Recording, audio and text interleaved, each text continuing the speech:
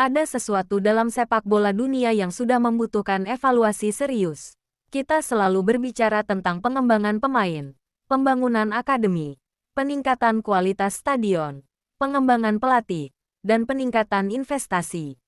Namun, kita jarang berhenti sejenak untuk mengajukan pertanyaan yang sangat mendasar. Apakah sistem kompetisinya sendiri membantu negara dan klub berkembang? Atau kita masih terus mengulang aturan yang sudah digunakan sepak bola selama puluhan tahun?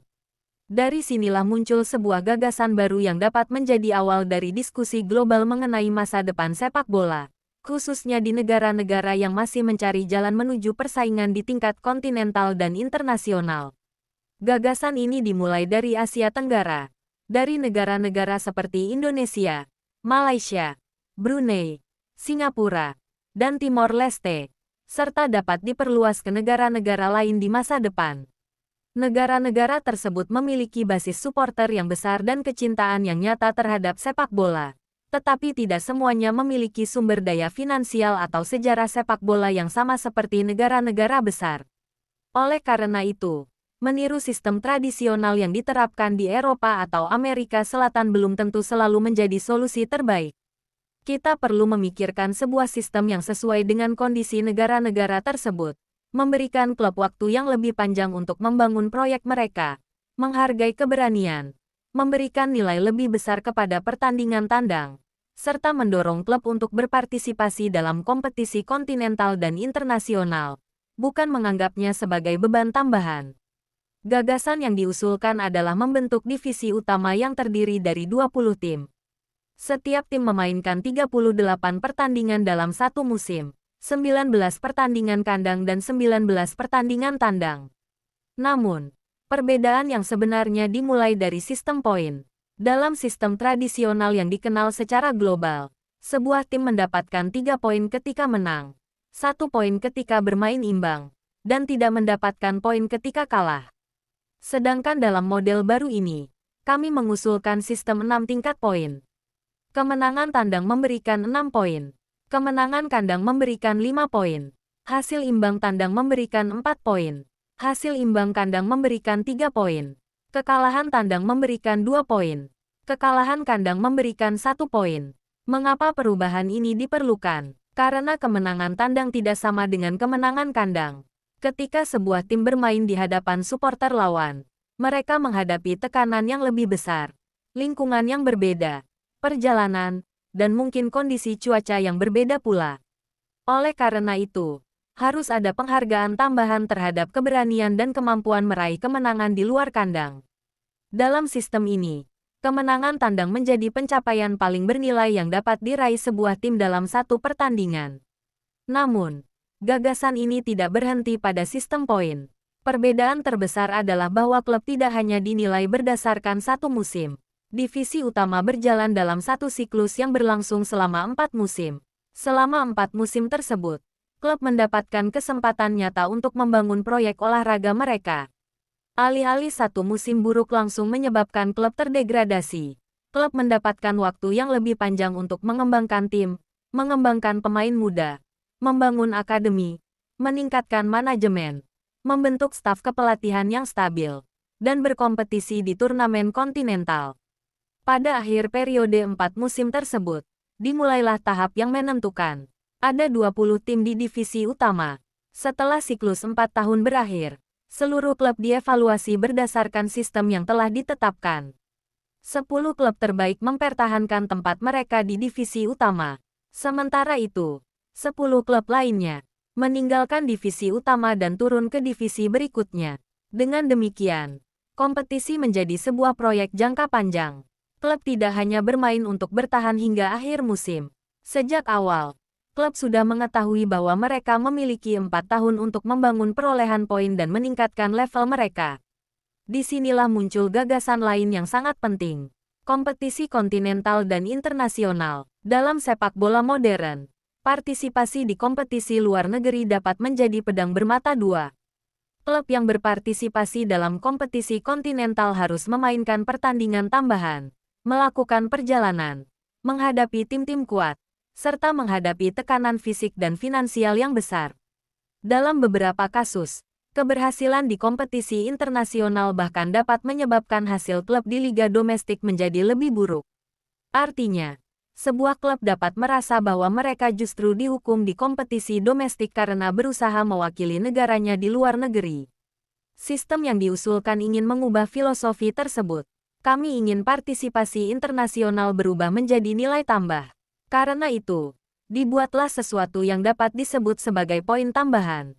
Setiap pertandingan yang dimainkan klub dalam kompetisi kontinental atau internasional memberikan poin berdasarkan hasil pertandingan dan lokasi pertandingan. Kemenangan tandang memberikan 6 poin.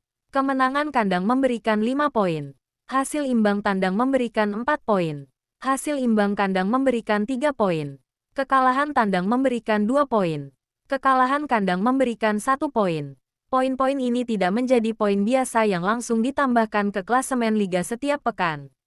Sebaliknya, poin tersebut disimpan sebagai saldo tambahan klub selama siklus 4 tahun. Pada akhir siklus, saldo tambahan tersebut digunakan sebagai bagian dari evaluasi akhir. Filosofinya sederhana, jika sebuah klub melakukan usaha ekstra untuk mewakili negaranya di luar negeri, maka usaha tersebut harus mendapatkan pengakuan. Jika klub menempuh perjalanan ribuan kilometer, jika mereka bermain di hadapan supporter yang berbeda, jika mereka menghadapi klub-klub yang lebih kuat, jika mereka berpartisipasi dalam kompetisi kontinental, jika mereka meraih kemenangan di luar negaranya, maka semua usaha tersebut harus memiliki nilai dalam proyek jangka panjang klub. Dan disinilah kita sampai pada inti gagasan ini. Kita tidak menginginkan sistem yang hanya memberikan penghargaan berdasarkan hasil. Kita menginginkan sistem yang menghargai ambisi. Kita ingin ada perbedaan antara tim yang takut kalah dan tim yang pergi ke kandang lawan dengan tujuan mencari kemenangan. Kita ingin ada perbedaan antara klub yang hanya puas bersaing di tingkat domestik dan klub yang berusaha mewakili negaranya di luar negeri.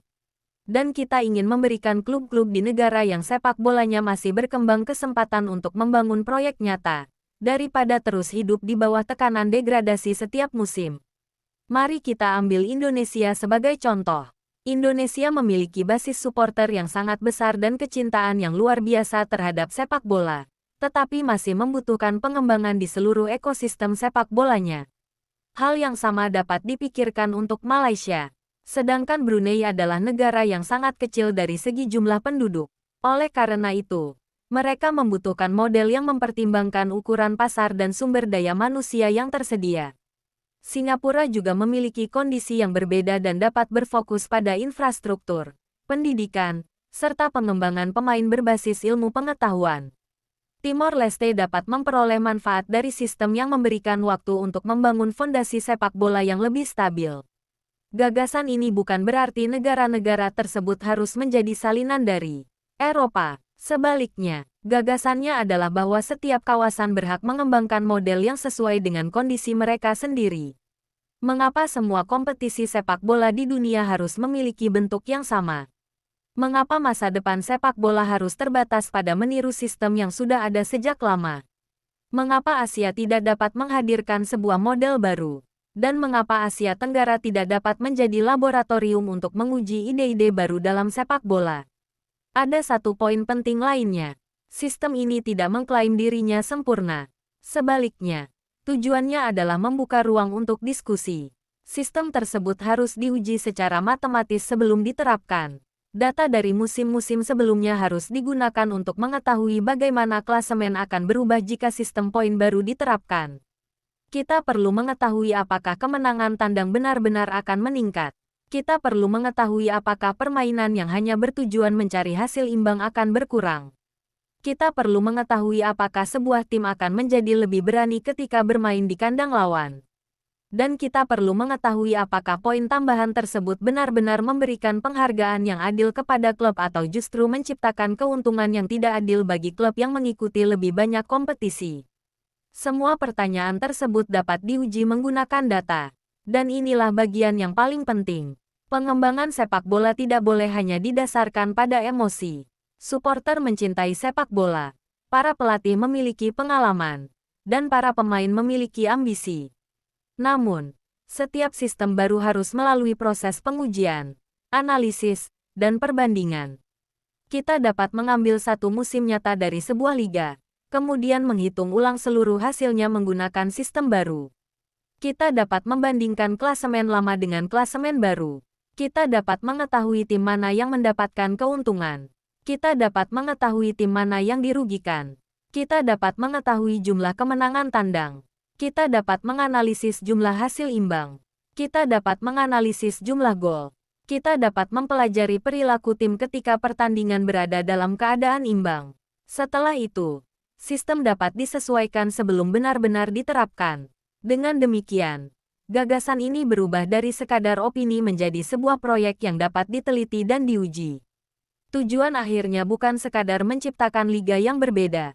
Tujuannya adalah membangun ekosistem sepak bola yang mampu menghasilkan pemain yang lebih baik, klub yang lebih stabil, pelatih yang lebih berpengalaman, kompetisi yang lebih kuat, dan supporter yang memiliki keterikatan lebih besar dengan permainan.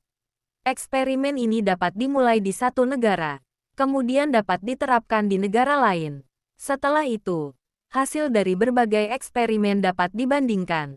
Jika model tersebut berhasil, ia dapat menjadi inspirasi bagi negara-negara lain di Asia, Afrika, dan Amerika Latin, terutama negara-negara yang sedang mencari cara baru untuk mengembangkan sepak bola tanpa harus meniru model tradisional. Bayangkan sebuah liga di mana setiap klub sejak awal siklus mengetahui bahwa mereka memiliki 4 tahun untuk membangun proyek mereka. Bayangkan kemenangan tandang memiliki nilai yang lebih tinggi. Bayangkan partisipasi dalam kompetisi kontinental tidak berarti klub harus dihukum di kompetisi domestik. Bayangkan setiap perjalanan ke luar negeri dan setiap pertandingan internasional dapat berubah menjadi saldo yang membantu klub pada akhir siklus. Dan bayangkan bahwa persaingan tidak berakhir setelah satu musim, tetapi terus berlangsung selama 4 tahun. Inilah inti dari proyek tersebut. Kami tidak mengatakan bahwa sistem tradisional harus menghilang dari sepak bola dunia. Kami juga tidak mengatakan bahwa sistem baru ini adalah satu-satunya solusi. Namun, kami mengatakan bahwa sepak bola layak mendapatkan ide-ide baru. Negara-negara yang sepak bolanya masih berkembang tidak hanya membutuhkan lebih banyak stadion. Mereka juga tidak hanya membutuhkan lebih banyak uang. Mereka tidak hanya membutuhkan pembelian pemain. Mereka membutuhkan sebuah ekosistem yang memberikan insentif, waktu, stabilitas, dan persaingan. Karena itu, masa depan sepak bola di Indonesia, Malaysia, Brunei, Singapura, dan Timor Leste dapat menjadi kesempatan untuk menguji sebuah model baru. Sebuah model yang tidak hanya bertanya siapa yang memenangkan pertandingan, tetapi juga bertanya, bagaimana mereka menang, di mana mereka menang, seberapa besar usaha yang mereka lakukan, apa yang mereka berikan kepada klub mereka, apa yang mereka berikan kepada negara mereka, dan bagaimana mereka berkembang selama 4 tahun. Mungkin sepak bola di masa depan membutuhkan lebih dari sekadar pergantian pemain. Mungkin sepak bola membutuhkan perubahan dalam cara kita memandang kompetisi itu sendiri. Dan mungkin gagasan ini dapat dimulai dari Asia Tenggara, kemudian menyebar ke seluruh dunia. Pertanyaannya sekarang bukan apakah kita bisa mengubah sepak bola. Pertanyaan yang sebenarnya adalah, apakah kita memiliki keberanian untuk mencoba sesuatu yang baru.